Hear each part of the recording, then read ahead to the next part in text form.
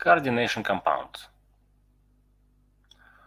Our understanding of the nature of coordination compounds stems from the classic work of Alfred Werner, who prepared and characterized many coordination compounds.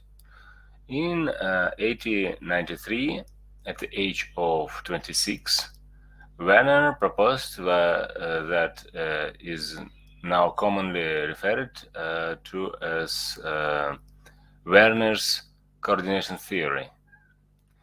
19th century chemists were puzzled by a certain class of reactions that seemed to violate valence theory. For example, the valences of the elements in superhydroxide and in ammonia seem to be completely satisfied. And yet, these two substances react to form a stable compound having this formula.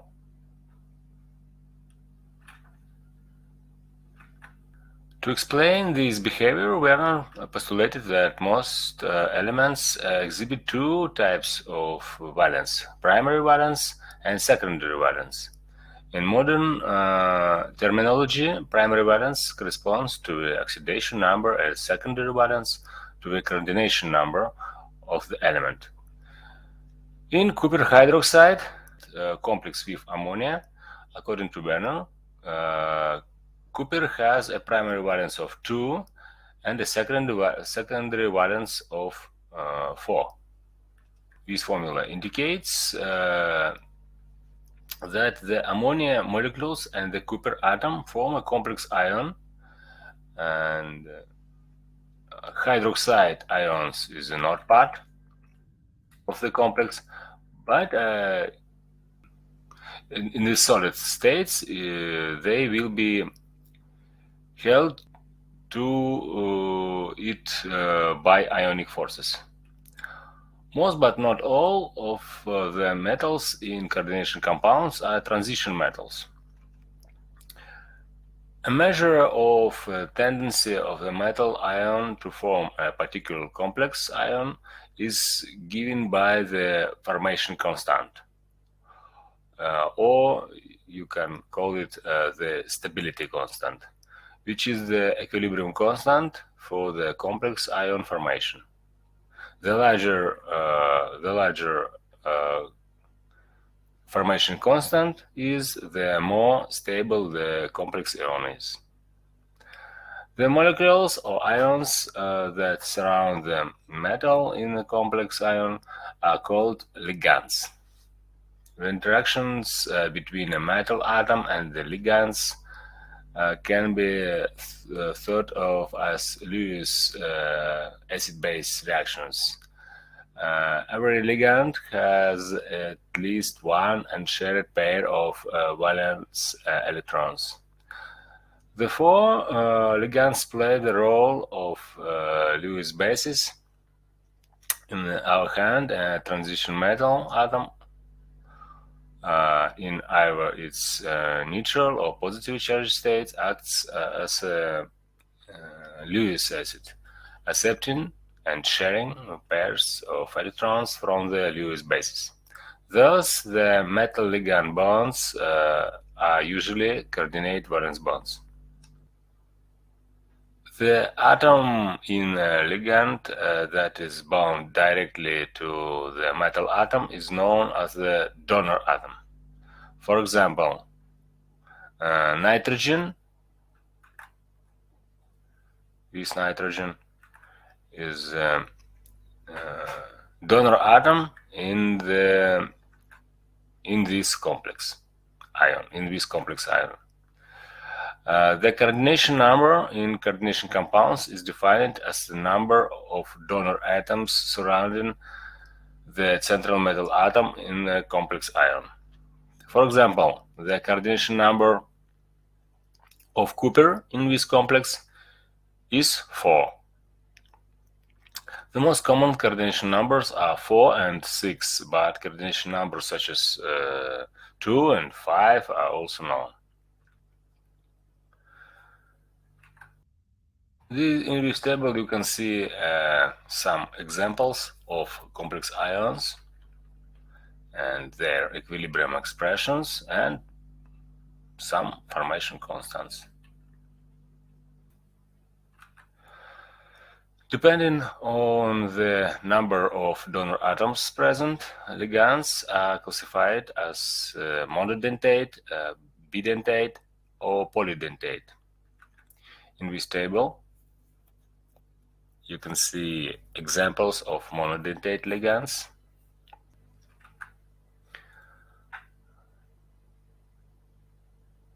Bidentate and polydentate ligands are also called chelating agents because of their ability to hold the metal atom like a claw.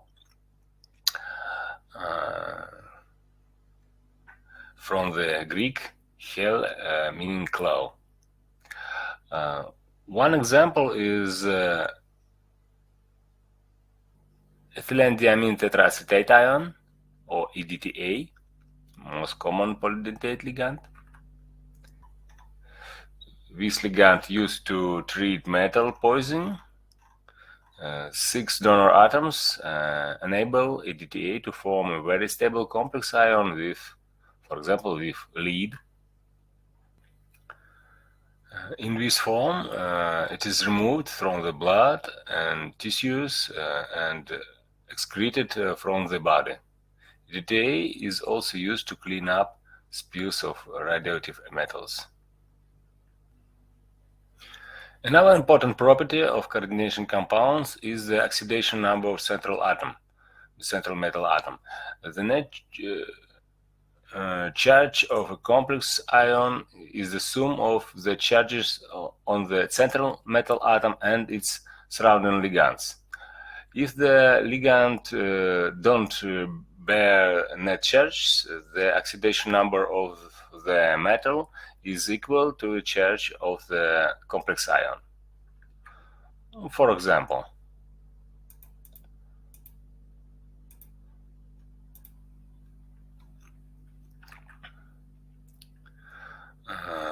in this complex, each ammonia is neutral, so the oxidation number of Cooper is 2 plus, and the charge of this ion is also 2 plus. It's very simple. And in this complex, the charge of each of cyanide ion is -1. Multiplied by 4 is -4, and cadmium 2 plus. So the charge of this complex ion is 2 plus, 4 minus, and so the charge of this complex ion is 2 minus. Let's study the rules of naming coordination compounds. But before, let's look at this table. And in this table you can see the how can we call these ligands. Then we will name the coordination compound. For example, bromide, bromo, chloride, chloro, and so on. You can see it here. And also, how can we name the metal in ionic complexes? Because I already told you the complex ion can be positive charged and negative charged. Sometimes it can be neutral. So let's study the rules. Rule number 1. The cation is named before the anion, as in our ionic compounds. The rule holds regardless of whether the complex ion bears a net positive or a negative charge. For example, in this complex and in this complex compounds, we name the potassium and this complex ion at first.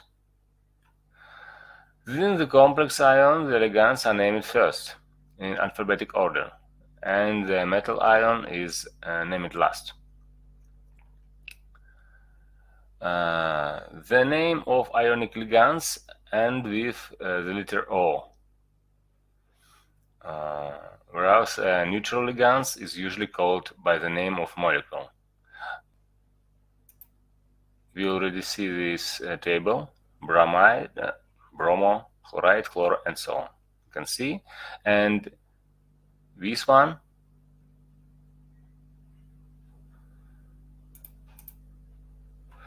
is the exception: the aqua, carbonyl, and amine. Rule number 4. When several ligands of a particular kind are present, we use the Greek prefix D, 3, and tetra, penta, and hexa to name them. Thus, the ligands in the cation, this one, are tetramyl dichloro. Note that prefixes are ignored when alphabetizing ligands. If the ligand itself contains a Greek prefix, we use the prefix bis, tris, and tetrakis to indicate the number of ligands present.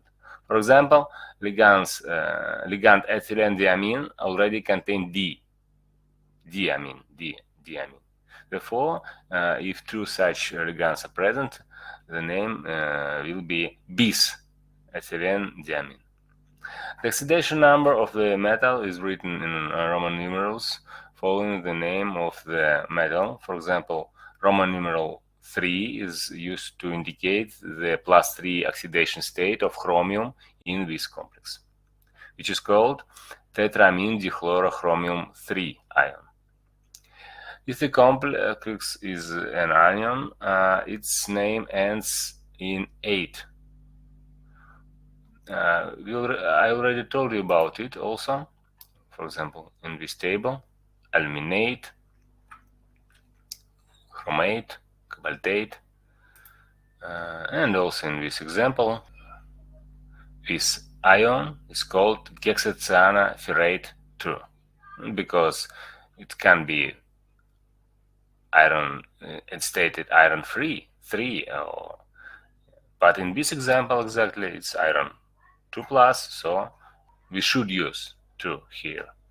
So this anion is called hexacyanoferrate 2.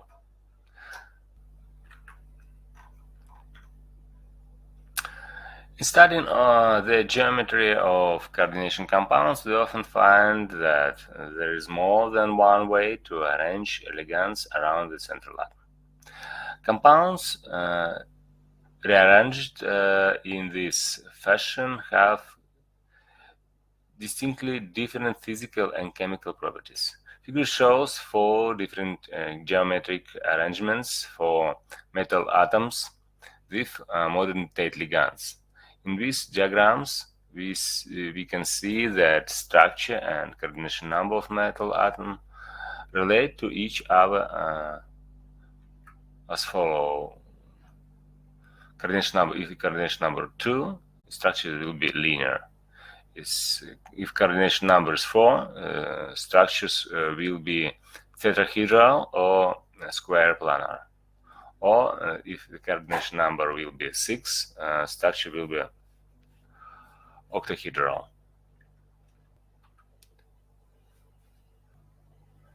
Let's see some example. Let's try to calculate the concentration of Cooper-2 ions. 0.2 mole quantity of copper sulfate is added to a liter of ammonia solution with concentration 1.2 mole per liter. And the question is, what is the concentration of copper 2+ ions at the equilibrium. What's the strategy of calculation? Well, at first, let's write the equation, and from previous table we can see the formation constant of this complex. This one, 5 multiplied by 10 and the power of 13. So the formation constant is large, in this case is very large. The reaction lies mostly to the right. At the equilibrium concentration of copper will be very small, I think you understand it. Okay, and at good approximation we can assume that essentially all the dissolved copper 2 plus ions connected with ammonia and form the complex ion. So part of ammonia will react with copper, and exactly with 0.2 moles of copper. So how many moles of this complex ion will be produced? It's approximately the same moles as copper 2 plus ions. So let's start to calculate. As already told you, particularly all dissolved copper 2 plus ions react with ammonia. But in complex we have in one complex ion we have 4 ammonia. So if we have 0.2 moles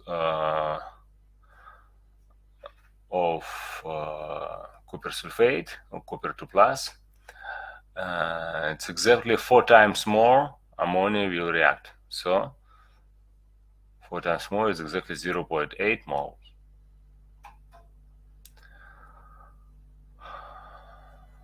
And how much of the ammonia left in these solutions, it's also easy to calculate. Is started concentration minus concentration of ammonia that react with copper. It's easy to calculate because the total volume of the solution is liter. So the concentration is 0.2 moles per liter. So the quantity of ammonia is exactly 1.2 moles. So 1.2 minus 0.8, and in this liter we have, after reaction, we have 0.4 moles of ammonia, free ammonia. And now it's easy to calculate, it's easy to finish calculation. We should use this formula, this one. Now the constant from this table. We know the concentration of complex ion is exactly 0.2 mole per liter. And we know the concentration of ammonia that left in this solution. It's 0.4 moles per liter. It's easy to calculate the concentration of copper 2 plus ions. I think you can do it by yourself.